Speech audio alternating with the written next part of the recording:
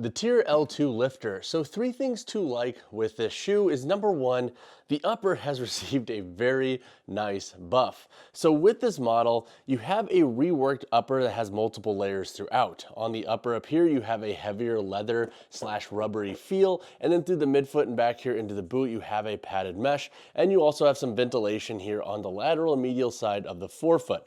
From an aesthetics point of view and just feeling a little bit more sturdy and really locking that foot down, I like the upper a lot. I think it has been a nice improvement from the L1, which had kind of like this JV look. This model looks a lot more varsity in the design elements, and in every colorway I've seen thus far, they just look a lot better than the L1, which looked a little bit clunky and bland at times.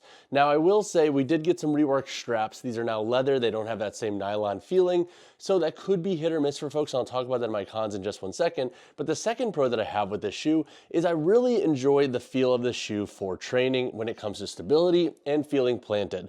This is definitely going to be one of your more heavy models in the market, and with the platform of this shoe being a little bit wider and having the toe spring actually I think be a little bit less in this model, you feel really planted when squatting and doing other leg movements. It also doesn't feel like you're so limited to get up in triple extension when pulling with its heavier upper and with its stiffer platform, so I don't necessarily see that as being a hindrance for your performance. So overall, I have thoroughly enjoyed the shoe's stability and its ability to really ground the feet when training. The third thing to like with this shoe is it still remains a nice wide option for wider feet. In the context of weightlifting shoes, we don't have a ton of wide options out there. These are typically more specialty shoes. They're kind of an afterthought, I think, for most companies. And so to have a nice wide option is always a good thing. This model has a similar last and fit to the L1. Now, a couple of things there. If you went up a half size in the L1 lifter, go up a half size in the L2 as well. I would size them the exact same. And if you want a little bit more room in the shoe, I'm telling you now, this is a pro tip, take out the insole. So this insole gives it a slightly narrower feeling. This ridge here on the medial side of that arch can give you a narrower feeling in the shoe. You can either take that out and train without them. It should give you more upper volume space. Or what I've played around with is swapping in a barefoot shoe or just a more minimal insole in this model. And that way you get a little bit more cushion. You prolong that internal longevity of the shoe, and you still get a more spacious fit. So definitely food for thought there. If you do put these on and you have a wider foot and you still find them a bit snug, try the insole trick. That should help clear it up, I think, for at least most individuals. There will still be some feet that just will be too wide for these, but you're a special party. But now let's talk about a couple of cons with this model. So a few cons that I have with the TYR L-2 Lifter is number 1, the price point has increased to $220 compared to $200, which was the L1. Anytime you get a price hike, that's going to be a con against the shoe.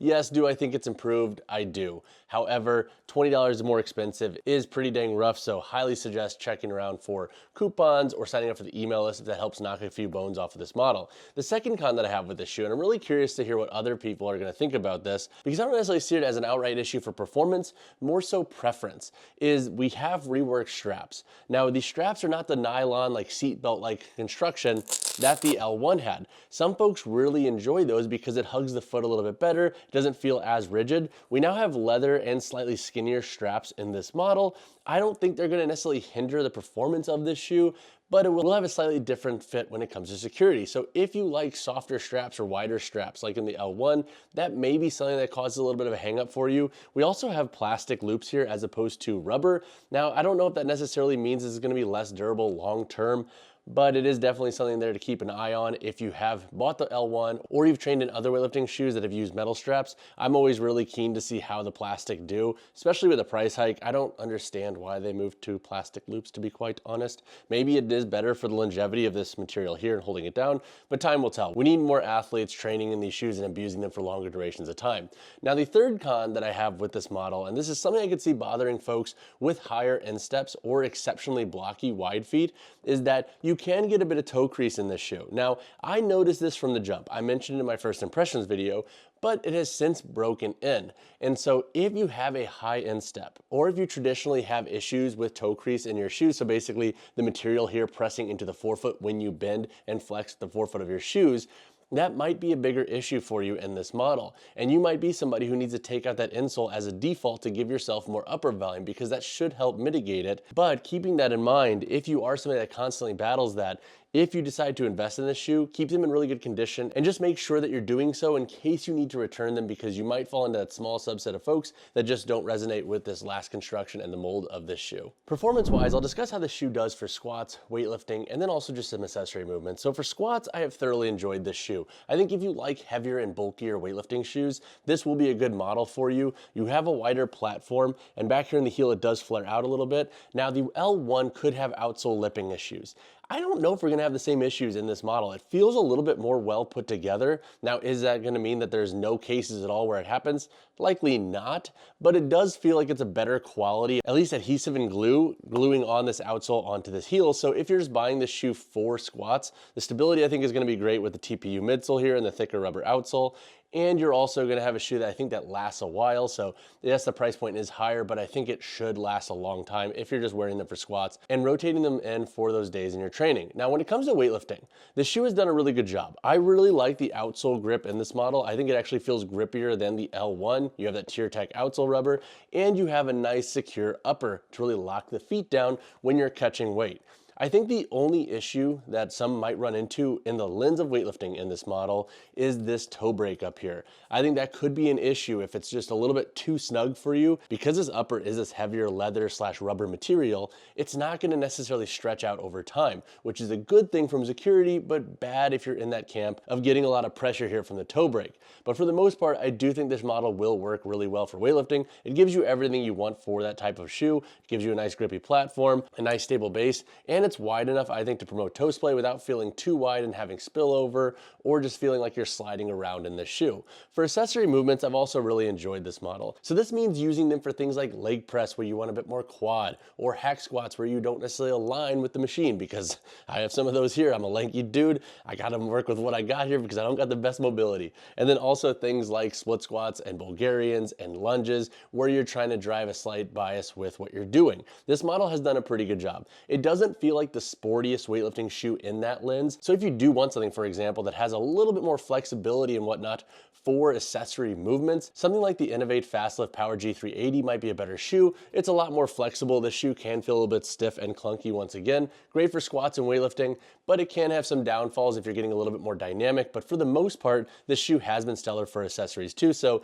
I wouldn't necessarily stress that unless you have that very niche ask with your training. Overall though, to wrap this up, this model has been really good, has good grip, decent stability, and the upper security, despite having the strap change, remains good for what it is. So when it comes to the price of the TYR L-2 Lifter, you can expect to pay $220. Now, is that price point fair? I feel like if you can find a coupon and knock the price point down, it does make sense, especially if you do have a wider foot and you want that wide foot friendly weightlifting shoe. Generally speaking, the L1s have lasted a while, sans a few one-off cases of the outsole lipping, but the L2 I think should be a better shoe. It just feels like it's more well built. So the price point I feel like could be hit or miss depending on really what you want out of your shoes, but from an outright, does it feel super cheap? Not necessarily in my opinion. All right, so now who should buy the TYR L-2 Lifter? Number one, if you have a wider foot and you're looking for a weightlifting shoe, this can be a great option. Again, take the insole out if you even want to get more room with this model. The insole has that medial sidewall. It's a little bit more rigid, so it makes it feel more confined. Taking out the insole gives this shoe an entirely different fit.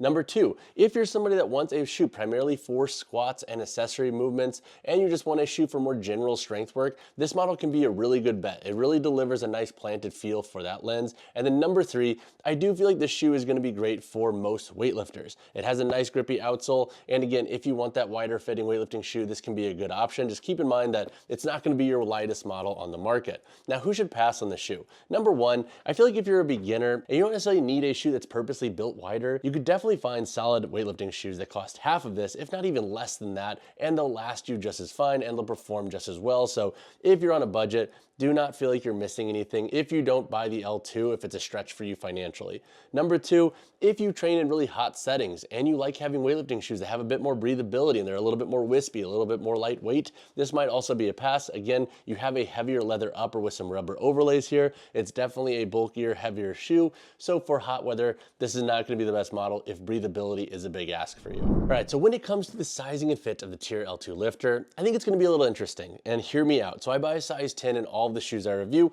I have a normal instep, normal arch, and an E to double E with foot. I got a size 10 in this shoe on purpose just to see how it feels without going up a half size. So For narrow and medium width feet, true to size should be a safe call for you. Now, if you have a medium foot width and you just want to hedge your bets, or if you have an E, double E, triple E foot width, go up a half size in the shoe. It's going to be a safer call. I have about a finger's length here at the end of my toe box. I traditionally like my shoes feeling a little bit more snug, but I know a lot of folks, especially wider foot folks, buying this shoe, they want more room. And so sizing up a half size, I think, is a safer call for most individuals, unless you have a narrow foot or unless you like a snugger feeling shoe. Now, if you have a 3E or a flatter foot, or maybe even a 4E foot width, and you've been struggling to find weightlifting shoes, try taking the insole out before you return them if they feel snug. It can be a game changer. I have turned a lot of people onto that. I do it myself. I swap in my barefoot shoe insoles in this model to give myself a bit more cushion when I do want that and I don't want to go just straight raw dogging into the internal of this shoe. But overall, I think true to size will be the call for some, but half size will usually be a safer bet for folks who want to maximize their toe splay and toe box room. All right, so when looking at the weight, heel to toe drop, and insole in the L2 Lifter, for my size 10 model here, we have a weight of 20.40 ounces. The heel to toe drop of this shoe sits at 21 millimeters, so that makes the effective heel height around 0.83 inches. And then this model again has this removable insole. Again, you do have this more rigid sidewall here on the medial side, so if you take that out, it will give the shoe an illusion of a wider fit because this isn't going to be driving into your arch. All right, now let's break down the construction of the L2 Lifter. So up here on the forefoot, you have an extended outsole layer that wraps up, and then the upper of the forefoot is this blend of a TPU and rubbery material. It's a little bit more gritty and rubbery on the top of it, and then it feels layered throughout as well. Looking at the midfoot into the heel here with the transition of materials, you have some textile overlay, some tier branding on the lateral side, and you have a light padding in the boot. Honestly, I kind of like this. I'm glad that they didn't over pad the boot because that would have made the shoe way hotter, and I feel like the security is fine in this model without needing that. Looking at the strap construction, once again, you have two straps. These have been reworked compared to the L1. They're now leather, they are no longer that nylon material, and we have a rework with plastic here on the loops. So as you can see, you can bend that.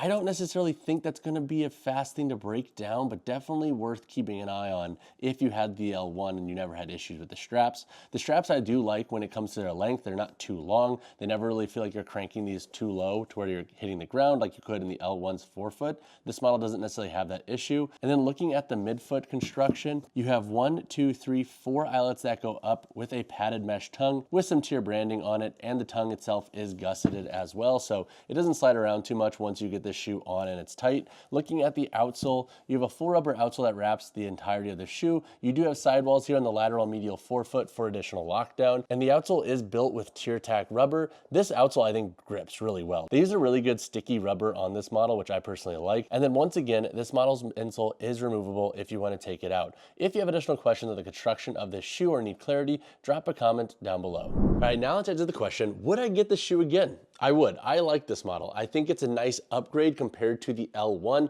The L1 was good, but it was a little bit bland with its appearance and it just had some issues. This model does feel like it's better built. It feels a little bit more high quality, and I've thoroughly enjoyed the stability of this shoe for my performance. If you have additional questions on the L2 Lifter, drop a comment down below or reach out to me personally, whichever you prefer. And as always, y'all, drop a like on the video, drop subscribe to the channel. I will see you guys in the next one.